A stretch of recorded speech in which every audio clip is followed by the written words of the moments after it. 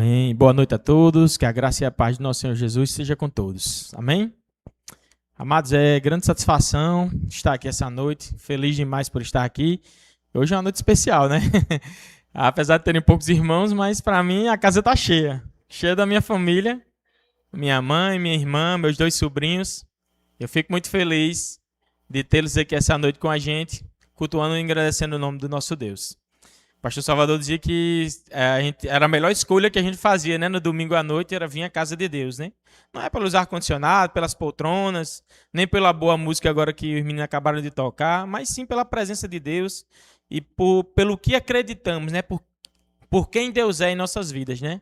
O que Ele faz constantemente, diariamente.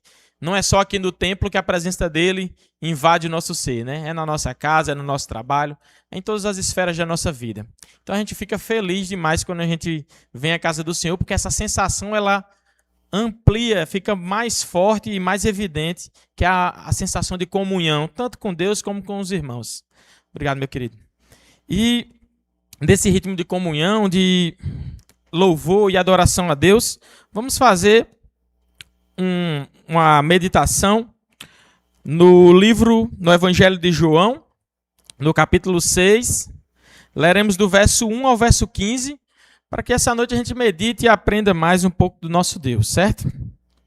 Você que tem Bíblia, se não tiver Bíblia, você pode acompanhar aqui comigo no telão. Evangelho segundo João, capítulo 6, do verso 1 ao 15.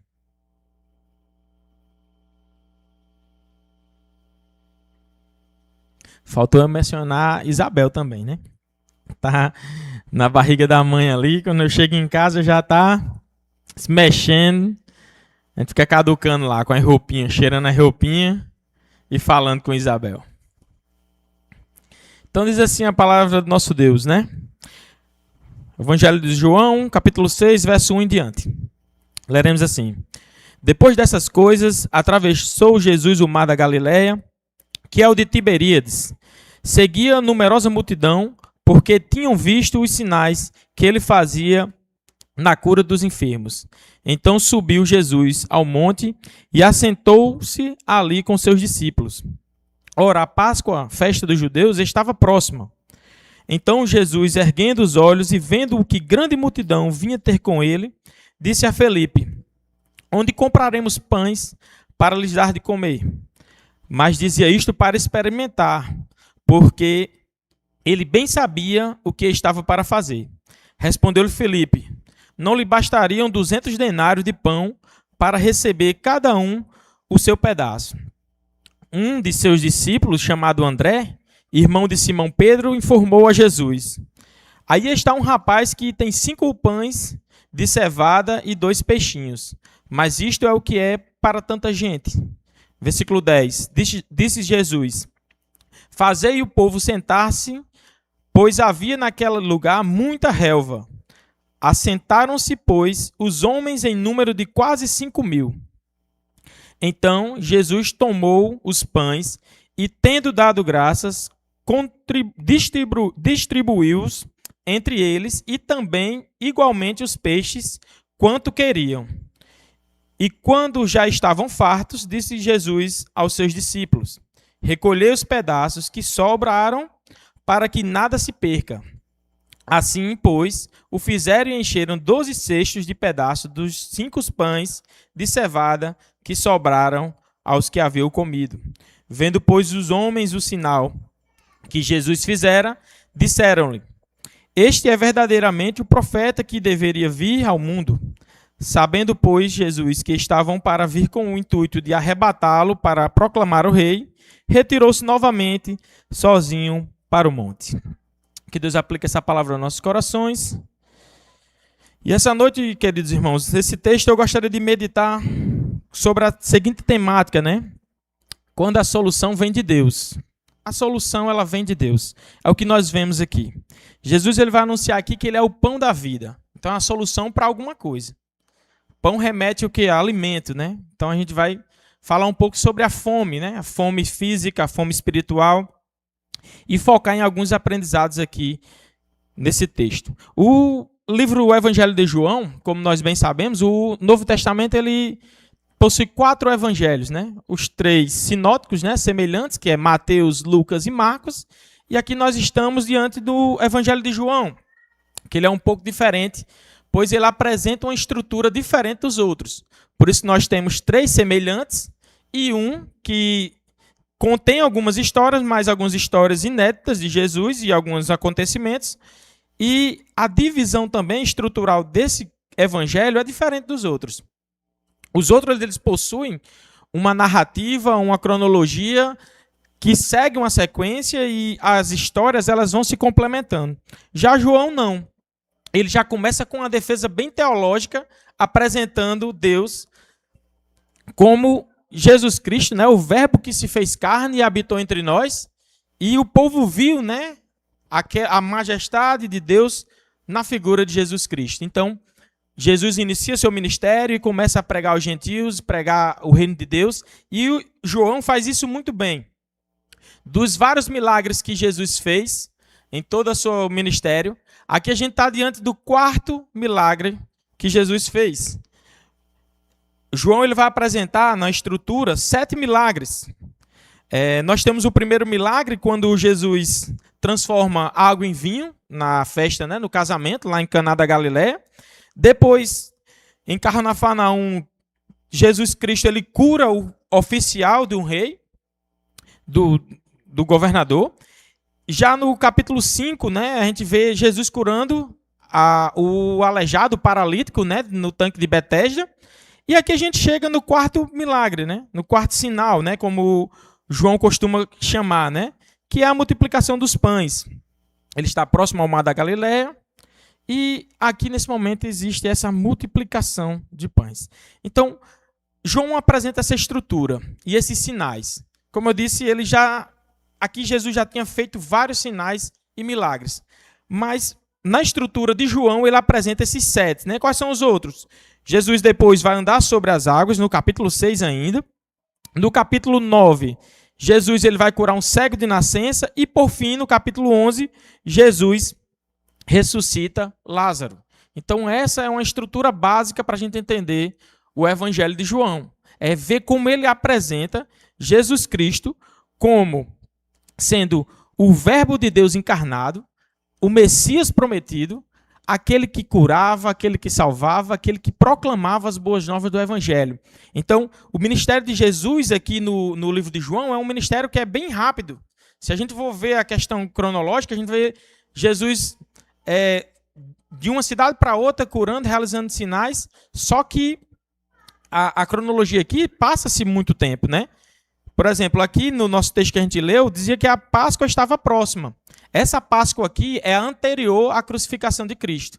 Na próxima Páscoa, Cristo já estaria com seus discípulos reunidos, consolando eles, né? Pois ele iria para a cruz cumprir seu propósito, sua missão, que era de morrer por todos nós.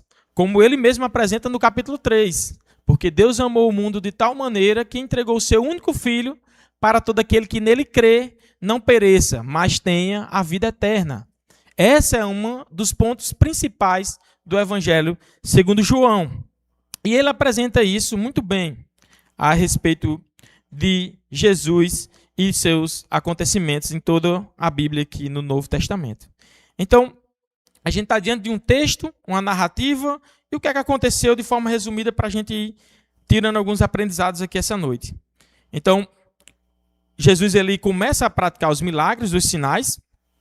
Numerosa multidão começa a perceber que tinha algo diferente nesse profeta que chegou pelos arredores da Galileia. Na época, alguns profetas, né, falsos profetas e falsos messias se apresentavam para o povo. E o povo, por conta da promessa do Messias enviado por Deus, vivia uma expectativa diária de que esse Messias iria chegar. Então, quando Jesus se apresenta aos judeus e toda a classe religiosa, política e popular da sua época, logicamente que despertou também essa curiosidade. Será este o Messias? Será este o Filho de Deus enviado por Deus para salvar e redimir Israel? E aqui a gente vê as pessoas indo atrás de Jesus. Logicamente, os sinais, né, a gente vê que João apresenta a eles para que eles comprovem que Jesus Cristo era o Messias de Deus, era o enviado de Deus. E essa estrutura que eu acabei de explicar para os irmãos prova muito bem isso. Na cabeça de João, ele queria que os seus leitores entendessem uma coisa, que tudo que ele estava apresentando aqui era para defender o Messias, Jesus como o Messias enviado de Deus, como a resposta de Deus, a salvação de Deus para os perdidos. Então, a gente vê as pessoas vindo de vários lugares, indo atrás de curas, atrás de milagres, e Jesus curando os enfermos, Jesus realizando milagres. E um costume comum de Jesus era subir ao monte para se assentar ali com seus discípulos, para ensinar. Depois de ensinar, ele saía para fazer suas orações e dali tomava decisões, tomadas de decisões. Para onde é que a gente vai agora? Atravessava aqui, como ele atravessou aqui o Mar da Galileia, né? Esse Mar da Galileia, para os irmãos terem uma ideia, ele tinha 11 quilômetros de largura e 20 quilômetros de extensão. Então, era uma travessia teoricamente rápida, mas como era um barco à vela, barcos com propulsões manuais, demorava-se um pouco ainda. E era costumeiramente eles atravessarem de região para região nos seus barquinhos. Tanto é que, depois dessa travessia aqui, Jesus manda os discípulos atravessarem também novamente e vem uma tempestade e ali entra em cena aquele outro milagre que eu falei para os irmãos. Quando Jesus ele anda por sobre as águas e convida a Pedro vir também em direção a ele. A minha dinâmica aqui nessa noite é tentar mostrar para os irmãos que a nossa solução ela vem de Deus. A nossa solução ela vem de Deus. É o que João está querendo dizer aqui para a gente. Olha, a solução vem de Deus. Não adianta. Não adianta a gente colocar nossa força, nosso poder humano, nas nossas condições financeiras. Não, porque hoje eu estou bem de saúde. Não, amanhã você pode estar ruim de saúde. Amanhã você pode estar necessitando de atendimento médico. E aí? O que nós temos é perecível, né? Mas já Jesus ele apresenta a solução para os problemas de forma definitiva, que é a principal, né? Que é a salvação das nossas almas. Não adianta o homem ter todas as coisas e perder a sua alma. A própria palavra de Deus diz isso. O que adianta o homem ganhar o mundo inteiro e perder a sua alma? Do que adianta ele se alegrar, estar feliz, contente com o que tem, sabendo que o ladrão a qualquer momento pode roubá-lo? Já quem confia em Deus para a salvação, para a vida eterna, sabe de uma coisa, que Deus prometeu que ninguém toque em você. Que a salvação, uma vez conquistada, não pelo nosso mérito, mas pelo mérito de Jesus Cristo, pois ele morreu para que nós pudéssemos ter vida, aí sim, quando nós temos essa garantia, não por nós, mas pelo que Jesus Cristo fez, nós temos a nossa certeza e confiança na nossa salvação. Então, essas pessoas elas estavam ainda naquela superficialidade, buscando Jesus ainda por curas, por milagres, e ele aos poucos ia se revelando para eles como o Messias Salvador. Veja só o que Jesus diz no versículo 5. Ele diz assim: então Jesus, erguendo os olhos e vendo que grande multidão vinha ter com ele, disse a Filipe: onde compraremos pães para dar a comer? É como se Jesus chegasse. Felipe era da região de Betsaida, né? Ele conhecia bem. Como chegasse para Felipe e dissesse: onde é que tem uma padaria aqui? Hein, irmão Alexandre, onde é que tem uma padaria boa aqui no Planalto? Que venda era mais de 5 mil pessoas. E aí, tem alguma padaria pronta agora para atender esse pedido? Feriado de carnaval? Dificilmente a gente encontraria uma padaria que fornecesse tantos pães assim. E Jesus ele faz essa pergunta a Filipe, né? E a própria Bíblia, ela interpreta a Bíblia. Então, o que a Bíblia diz a respeito dessa pergunta de Jesus? Jesus, por um acaso, não sabia que as padarias não iriam suprir todas as necessidades de pães, ou que não haveriam comida suficiente para o povo? O versículo 6 vai dizer: mas dizia isto para o experimentá-lo, porque ele bem sabia o que estava para fazer. Jesus sabia o que ele iria fazer. Nós não sabemos o que Jesus vai fazer na nossa vida, mas ele sabe. Da mesma forma, as pessoas foram até ele, que estavam com fome, elas logicamente não estavam esperando que iria vir esse milagre da multiplicação dos pães, mas Jesus já tinha providenciado tudo. É aquilo que eu falei no início da nossa pregação, né? pensar um pouco sobre de onde vem o nosso socorro, de onde vem a solução dos problemas, né? Vem de Jesus, vem de Deus. E aqui Filipe responde de forma natural. Veja, ele vai dizer, não basta, teríamos que ter cerca de 200 denários de pão para receber cada um seu pedaço. Irmãos, um denário no tempo de Jesus é o que valeria um dia de trabalho de um assalariado. Então ele está dizendo aqui que para alimentar aquelas pessoas tem que ter em média ali 200 dias de trabalho de uma única pessoa para arcar com a compra de todos aqueles mantimentos para suprir a necessidade daquelas pessoas. Então, Filipe é rápido em calcular. Da mesma forma, o discípulo chamado André, né, que é o irmão de Pedro, ele também informa a Jesus ali que tinha um rapaz que tinha 5 pães de cevada e 2 peixinhos. Veja que os dois pontos de vista, ao olhar humano, eles estavam olhando, olha, aqui não vai dar. Então, uma das primeiras reflexões para nós essa noite aqui é que, aos nossos olhos, nós podemos até calcular bem, como o Felipe fez os cálculos aqui. Mas ele logo concluiu que não iria dar para suprir a necessidade. Da mesma forma, a intenção de André foi boa, apresentando o rapaz, olha, tem 5 pães e 2 peixinhos. Mas ele lá, automaticamente, ele já calculou e bateu o olho e disse, olha, também isso aqui não vai dar. Mas esse é um dos grandes dilemas da humanidade. Às vezes a gente caímos nesse problema causado pelo pecado de acharmos que nós conseguimos calcular o custo da nossa vida, quanto custa a estarmos bem, mas, na verdade, todas as coisas elas vêm de Deus. Se não for Deus que abençoe a vida, que abençoe o caminho, que direcione, que se posicione, o homem provavelmente fracassará nos seus ideais, nas suas construções, do que ele acha que é bom, do que ele acha que é correto. Vamos a alguns exemplos para a gente pensar essa noite? No tempo de Jesus, tinha um grupo político, religioso, chamado de fariseu. O fariseu, meus irmãos, ele tinha um olhar tão crítico para a lei do Senhor e para as práticas religiosas que ele dava o dízimo do endro, da hortelã e do cominho, das ervas pequenininhas, mas deixava passar o principal, a misericórdia, o amor, a compaixão. E Jesus fez o que com aqueles homens? Repreendeu-os. Repreendeu porque eles queriam mostrar uma espiritualidade exacerbada, gigantesca, só que não passavam de sepulcro caiado, onde por dentro estavam podres de corrupção e de maldade. Então, a gente vê aqui que esses homens até olhavam e diziam, olha, nós estamos vivendo uma vida religiosa bem. Somos os melhores religiosos que existem na região. Nós damos o dízimo de tudo, nós nos vestimos de forma adequada. Para que os irmãos tenham ideia, as mulheres na época talvez mostrassem só os olhos, né? E nem toda essa cobertura toda das roupas poderia transformá-las em santas. Somente Jesus Cristo é capaz de santificar o pecador.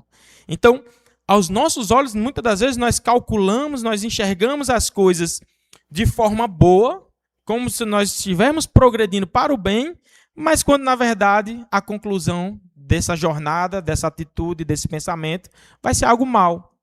Vai ser algo que vai resultar em destruição. Outro exemplo, a parábola do rico insensato. O que foi que o rico insensato disse para si mesmo quando ele teve uma boa colheita? Ele disse, olha, eu vou pegar tudo aqui e vou dar para os pobres, eu já tenho demais.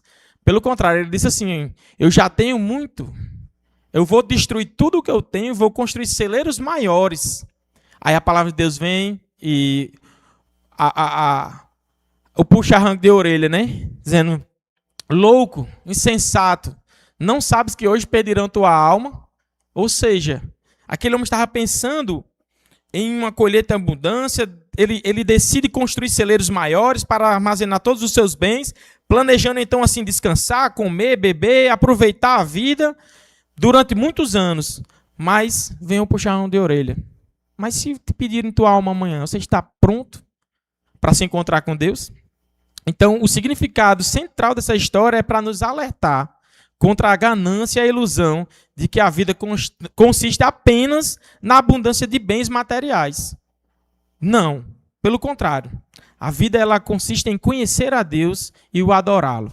Esse é um dos principais, é o principal objetivo do homem no mundo, da humanidade. É glorificar a Deus e viver alegremente com esse Deus eternamente. Esse é o objetivo do homem, é glorificar a Deus. Não se vangloriar de ter tudo, de ter o bom e do melhor e não ter a Deus. Que adianta ganhar o mundo e perder a alma? Do que adianta ter todas as coisas e não ter a Deus? Então, todas essas riquezas que ele acumulou, tudo que ele fez, perde-se o sentido diante da grandeza da eternidade, da vida com Deus. Então, a gente percebe que nós, quando estamos diante dos problemas, nós fazemos assim como esses homens. Às vezes nós olhamos as coisas, achamos, julgamos que vamos resolvê-los da forma correta, mas, na verdade, nós não temos o discernimento espiritual correto por conta do pecado que habita em nós. A cegueira do pecado faz com que o homem faça coisas erradas, hediondas, e achando que está fazendo algo bom. Tivemos vários casos agora, casos terríveis, né? Um pai tirando a vida de 2 filhos. Veja, esse homem calculou mal as coisas. Ele entendeu mal as coisas. Ele puniu 2 inocentes e tirou a própria vida porque calculou mal, pensou mal. Achou que estava fazendo bem, mas, na verdade, fez algo terrível diante dos olhos de Deus. Então, na verdade, o que Deus estava querendo que Felipe fizesse aqui? O que Deus quer que eu e você façamos quando nós estamos diante de um problema que requer uma solução urgente? Nessa passagem aqui, a gente vê claramente que Deus, ele na verdade, questiona Felipe, Jesus questiona Felipe, para que ele entenda que somente Deus é capaz de resolver certas situações. Então, uma questão aqui para a gente pensar. Como o Senhor vai vencer essa dificuldade? Olha, eu estou passando por isso. A verdade é, está faltando pão. Na verdade, eu acho que Jesus está esperando que Felipe olhasse para ele e dissesse: nós já andamos com o Senhor, nós estamos desde o casamento lá em Canaã. O Senhor transformou água em vinho, a gente veio andando, encontramos um servo de um oficial precisando de uma cura, o Senhor o curou. Nós encontramos um aleijado que estava 38 anos padecendo de uma enfermidade e o Senhor foi lá e o curou também. O que é que Jesus está esperando que Felipe dissesse? Senhor, é contigo. Multiplica os pães aí. Faz brotar pão aí de onde não tiver para alimentar esse povo. Pois o Senhor, ele tem poder para isso. O Senhor, ele tem poder para isso. Ele tem poder para fazer todas as coisas.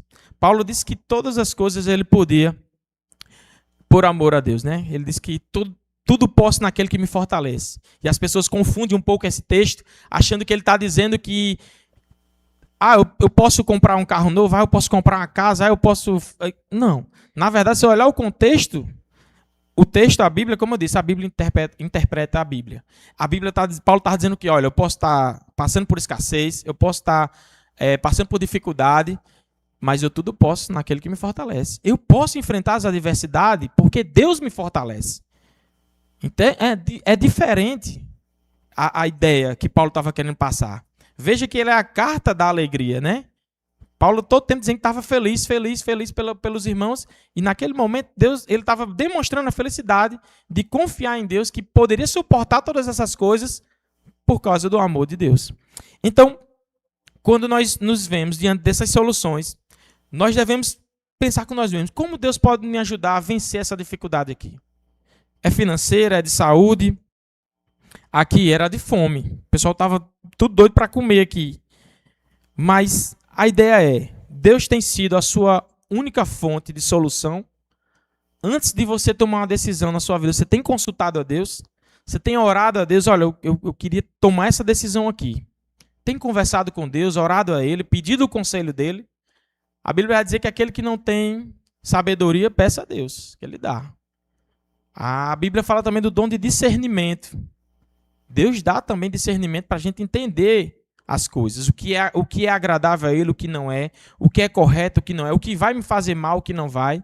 Então, falta essa busca, essa proximidade de Deus, de chegar e dizer, Deus, Tu és a única fonte de solução, eu preciso de uma solução aqui.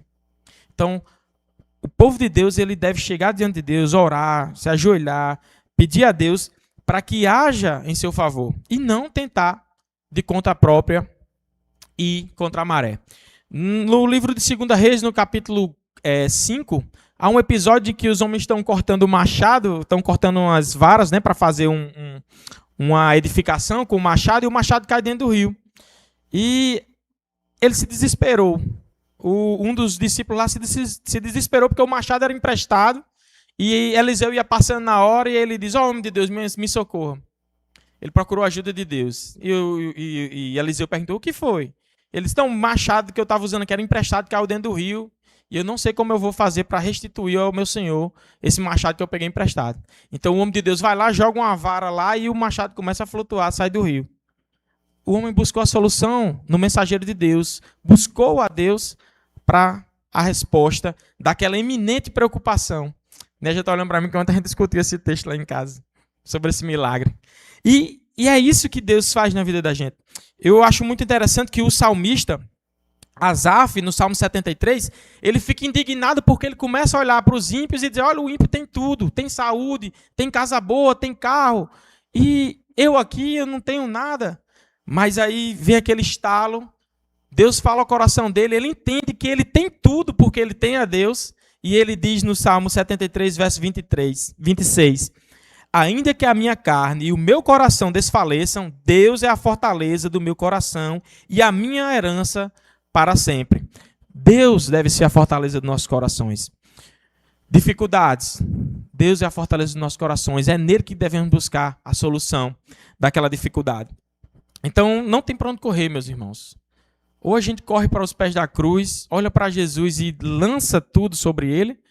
O apóstolo Pedro vai dizer, né? Lancem suas ansiedades, suas preocupações sobre Deus, porque ele tem cuidado de vós. Deus tem cuidado de cada um de nós. A Bíblia vai dizer que nem uma folha, nem um fio de cabelo cai da cabeça de alguém, uma folha cai de uma árvore sem o consentimento de Deus. Então, Deus, ele é, em primeira instância, a nossa única fonte de solução. É dele de onde vem a solução.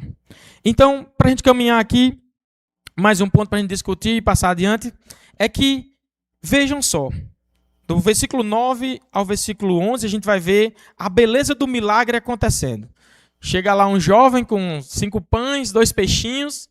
O que é 5 pães e 2 peixinhos, meus irmãos, para alimentar 5.000 homens? A Bíblia, nos tempos de Jesus, ela vai relatar muito o homem, porque era um costume da época não contar as crianças e as mulheres. Então a gente estima que existiam muito mais do que 5.000 pessoas ali, ouvindo a Jesus e esperando essa multiplicação dos pães. Veja, como os milagres de Jesus eram extraordinários e como ele lidava com as questões. Nos 3 milagres anteriores a esse, todos eles Jesus falou com alguém. No de Caná da Galileia, ele perguntou a Maria, o que é que tem a ver com isso, mulher? Ele quer participar, ele quer que nós participamos ali também, que nós olhamos e contemplamos o milagre e acreditamos que aquele milagre veio da mão de Deus. Quando ele chegou no servo, que o filho do servo estava enfermo, ele perguntou ao servo, o filho do servo, o que é que quer que eu vos faça? Quando ele encontrou o paralítico lá no tanque de Betesda, ele disse, você quer ser curado?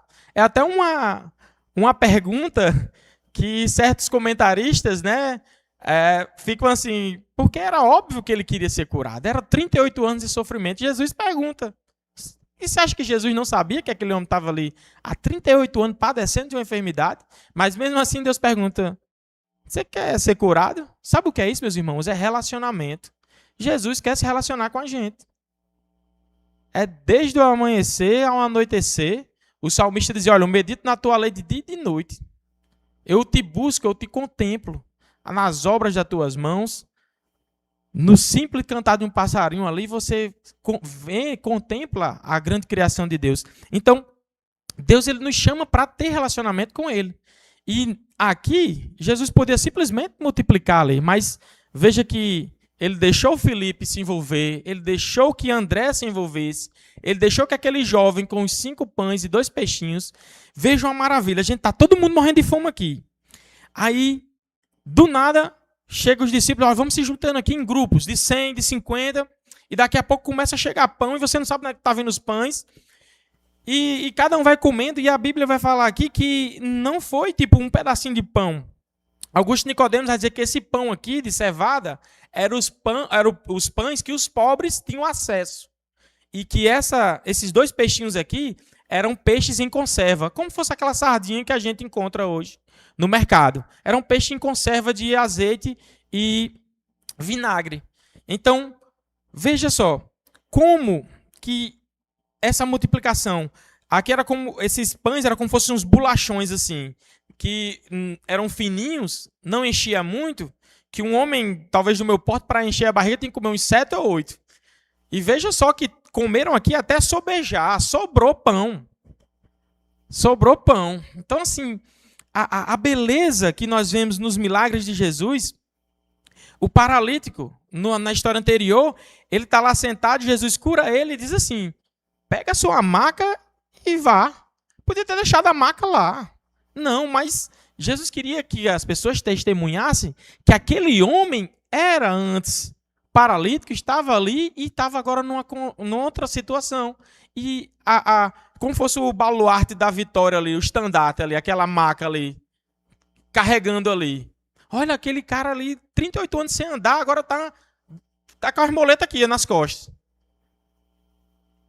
A beleza dos milagres de Jesus. Ele quer que a gente veja, ele quer que a gente contemple essas coisas, para nos maravilharmos com a grandeza do seu poder. Veja, tem mais detalhes aqui. E interessante que eles comeram, sobrou, eram mais de 5.000 homens, e a Bíblia vai dizer que eles comeram peixe e pão quanto queriam. Se tinha um mais guloso, não, eu quero mais. E não acabava de multiplicar pão ali. Ao final, juntando os discípulos, juntaram 12 cestos. Esses 12 cestos aqui, as pessoas às vezes querem fazer alegoria com as 12 tribos de Israel, mas eu sigo a mesma linha também de alguns pensadores que não, que era pelo simples fato de ter 12 discípulos mesmo, e cada um pegou uma cesta e saiu a recolher ali os pães e juntou aquela parte que sobrou ali, para que não se destruísse. Então, a beleza do milagre, né? Então, por fim, a gente vai ter essa ideia de Jesus andando e o milagre acontecendo, as pessoas indo atrás. Deus, ele busca relacionamento, ele quer que a gente entenda que a solução vem de Deus, que vem dele. Depois a gente vê a beleza do milagre acontecendo, as pessoas se maravilhando, comendo, testemunhando, cada um ali, cada um daqueles homens ali foram testemunhas oculares, né, dos milagres de Jesus. Às vezes as pessoas condenam, né, dizendo, Deus não existe, Jesus é uma ficção, uma história.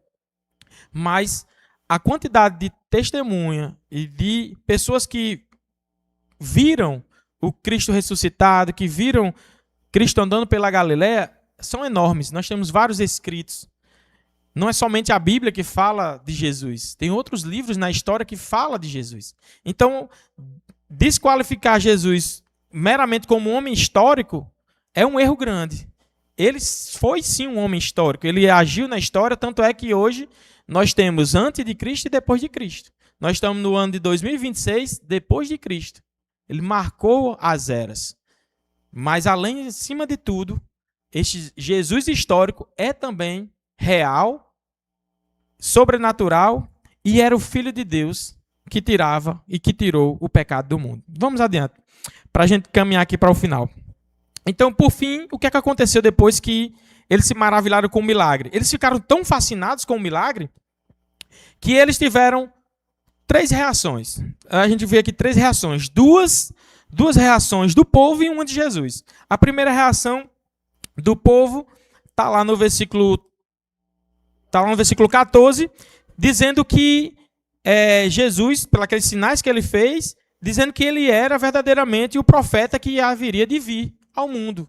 Então, a primeira reação do povo é dizer, olha, este é o profeta enviado de Deus. Então, o sinal tinha que testificar isso mesmo. E serviu para isso também. E eles, olha, é o enviado de Deus. É o profeta de Deus. Depois, a segunda reação deles foi o quê? Bom, já que ele é o profeta de Deus, vamos fazer ele rei. Só que não era chegada ainda a hora de Jesus ser coroado. Não era chegada a hora ainda de Jesus ir à cruz, padecer, morrer pelos nossos pecados e somente assim consumar a obra de Deus na terra, a obra salvadora dele. Não era chegada a hora. Então, essa tensão aqui das pessoas, provavelmente por conta do contexto histórico, como eu já tinha falado antigamente. Muitos falsos profetas, muitas pessoas vindo dizendo que seriam mensageiros de Deus, e agora ali estavam diante de um que tinha as credenciais e que agora vamos torná-lo rei. Mais uma vez, uma falta de interpretação teológica da parte dos religiosos da época, do povo da época. O libertador de Israel, eles esperavam um governante que tomasse o império da mão de Roma com um braço forte e destruísse e destronasse o império romano. Só que, na verdade, Jesus Cristo veio para destronar qual império, meus irmãos? O império das trevas. Paulo vai dizer em Colossenses que ele nos resgatou do império das trevas para o império de amor de seu Filho. Essa foi a missão de Jesus. Foi nos tirar do reino das trevas e transplantar no reino de amor de Deus.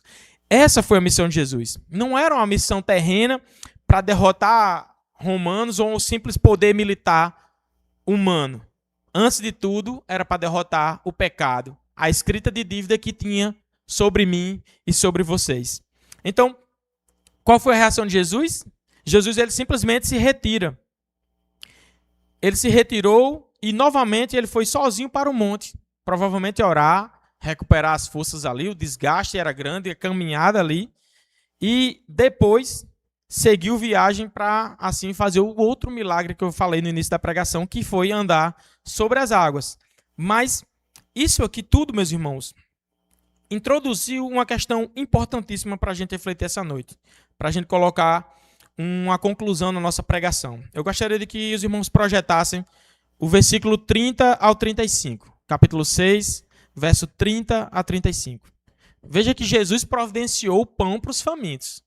Aí agora Jesus, lá na frente, se encontra com essa mesma multidão, com os fariseus que criticavam o seu ministério, as suas obras, as suas ações, e ele diz o seguinte, no versículo 30, então lhe disseram eles, que sinal fazes para que o vejamos e creiamos em ti? Quais são os teus feitos? Nossos pais comeram maná no deserto, como está escrito, Deus lhe deu comer pão do céu. Então replicou-lhe Jesus, versículo 32. Em verdade vos digo, não foi Moisés quem vos deu o pão do céu. O verdadeiro pão do céu é meu Pai quem vos dá. Porque o pão de Deus é o que desce do céu e dá a vida ao mundo. 34. Então lhes disseram, Senhor, dá-nos sempre desse pão. 35. Declarou-lhes, pois, Jesus, eu sou o que, meus irmãos? O pão da vida. O que vem a mim jamais terá fome, o que crê em mim jamais terá sede. Veja a grande revelação de Jesus. O povo tudo doido ali, atrás dele, com fome, ele dá de comer e sacia a fome física. Lá na frente, as pessoas vêm questionar, alguns religiosos da época, e dizer, olha, nossos pais comeram maná que Moisés deu. Lembra que eu falei no início? Onde é que está a solução dos nossos problemas? E como nós somos bons em distorcer as coisas, em compreender as coisas. Eles estavam entendendo aqui que quem deu o pão a eles foi Moisés. Jesus corrige ele, olha, quem deu o pão a vocês foi Deus. Quem deu o pão a vocês foi Deus. A solução aqui é Jesus. A solução dada por Deus para o pecado do mundo foi Jesus. Então, é fantástico Cristo dizer e olhar para eles e dizer, olha, eu sou o pão da vida. Vocês se fartaram fisicamente, encheram o buchinho, gostaram, mas e a vida espiritual?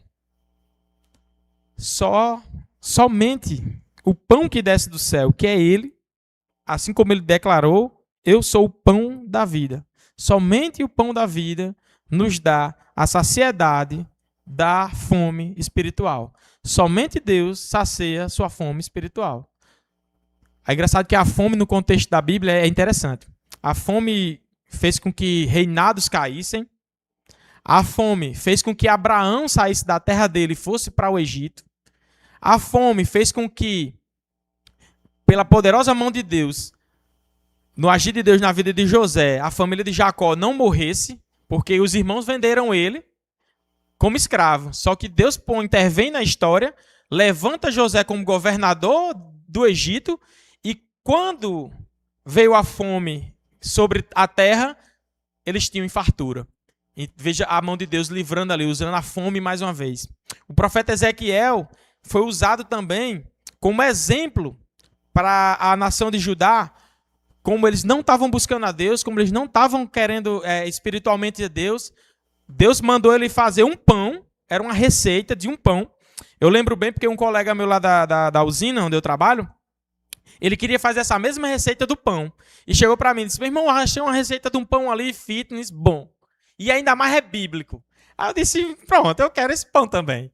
Onde é que está essa receita? Aí quando a gente abriu lá a história do pão, aí eu disse, meu irmão, você interpretou aqui errado. Vamos calcular aqui a medida aqui. Quando a gente foi calcular a medida, o pão era para sobrevivência. Era para somente o profeta não morrer de inanição. E ele ficar com aspecto magro, cadavérico, assim. Tipo, onde ele passasse magro, as pessoas refletirem que estão com fome de Deus, que não estão buscando a Deus. O profeta não era um mensageiro de Deus? Estava lá ele, caquético, magro. Se tivesse sem camisa, provavelmente daria para contar as costelas. E era a intervenção de Deus usando a fome ali para punir o povo, para dar um ensinamento ao povo. E o próprio texto deixou isso bem claro. E quando eu mostrei para ele, ele disse, meu irmão, pois eu ia fazer esse pão aqui, pensando que era um pão, porque tá na Bíblia aqui, eu pensei que era um pão bom para a minha nutrição. Só que quando a gente foi estudar a nutrição do pão, né, a gente jogou lá no chat GPT, que hoje em dia usa tecnologia para isso, aí o chat deu bem direitinho a receita e as calorias e chegamos à conclusão que não era suficiente para sobreviver comendo um pão daquele. Então, assim, a fome é utilizada de diversas formas na Bíblia. A gente vê os profetas fazendo milagres e as pessoas em falta, e o homem de Deus chegava lá, orava e o problema era solucionado, a falta do azeite, né, da Sulamita. Perdão, a Sulamita não. A Sulamita foi o filho que estava enfermo. Enfim, a gente vê a escola dos profetas de Gilgal passando por fome e o profeta chegando lá e restaurando a comida dos discípulos lá do profeta. Inclusive, Eliseu também multiplicou pães e peixes lá em 2 Reis, capítulo 5.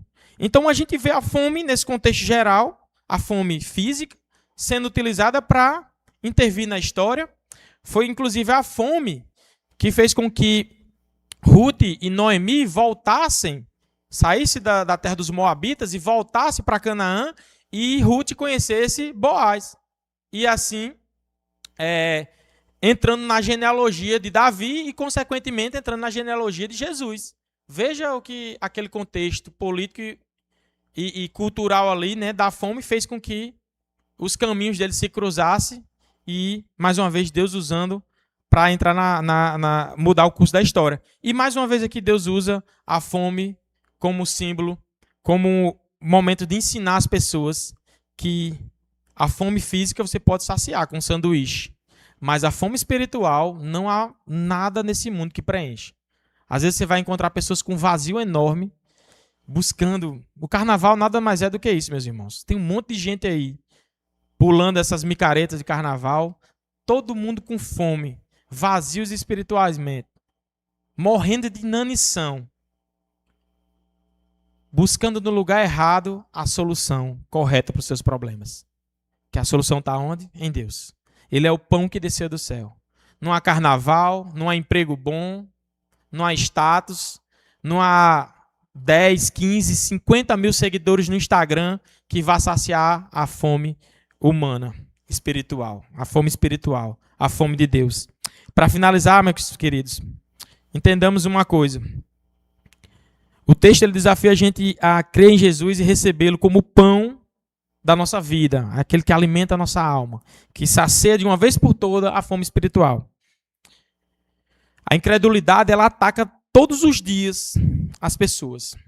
Mas, olhando para Cristo, nós confiamos que Ele pode nos dar o alimento diário para lutar contra essa incredulidade. Veja, Cristo não descarta a incredulidade. Quando Tomé disse, olha, eu só vou crer se eu ver as chagas da mão e a lança aqui na lateral. Jesus não reprovou ele por isso. Chamou ele de incrédulo, olha, veja, toque. Então, assim, quando a gente vê pessoas que questionam a Deus, que buscam a resposta de Deus, a gente se alegra, porque a Bíblia ela tem respostas espirituais para dar. A salvação é simples. A Bíblia vai dizer que todos os pecados estão distantes de Deus. E só há uma única maneira de nos reconciliarmos com Ele. É por intermédio de Jesus Cristo. Ele é a ponte. Ele é nosso sumo sacerdote que uma vez por toda realizou aquele sacrifício. E agora ele se apresenta como aqui no Evangelho de João? Como o pão da vida. Aquele que sacia a nossa fome espiritual. Então que Deus aplique essa palavra no seu coração. Que você saia dessa noite aqui refletindo sobre se sua vida, se ela está abastecida de Deus, se espiritualmente você está saciado de Deus. O salmista vai dizer que ele, assim como a coça, ele anseia por águas, ele ansiava por Deus.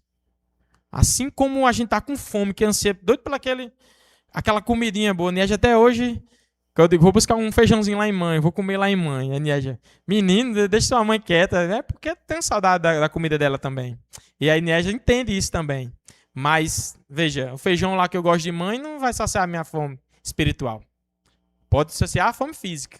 Mas a única que pôde saciar espiritualmente foi o pão que desceu do céu, que é o pão vivo, chamado Jesus Cristo. Amém, igreja? Então, que Deus aplique essa palavra nos nossos corações. Eu gostaria de fazer uma pequena oração, enquanto a irmã sobe aqui, para a gente encerrarmos o nosso culto. Ora assim comigo, meus irmãos. Amado Deus e Pai, nós acreditamos que o Senhor é a solução para os nossos problemas, que o Senhor age em favor dos seus e que, principalmente, o Senhor veio para salvar todos aqueles que creem em Ti, no Teu santo nome, na Tua obra redentora ali na cruz. Nos ajuda a dia após dia buscarmos, a nos alimentarmos desse pão vivo que desceu do céu e habitou entre nós, cheio de graça, humildade, ensinando, exortando, apontando o caminho para Deus, que nós possamos dia após dia lutar contra a incredulidade do nosso coração, de sermos arrebatados para longe de Deus, de querer vivermos uma vida longe dele.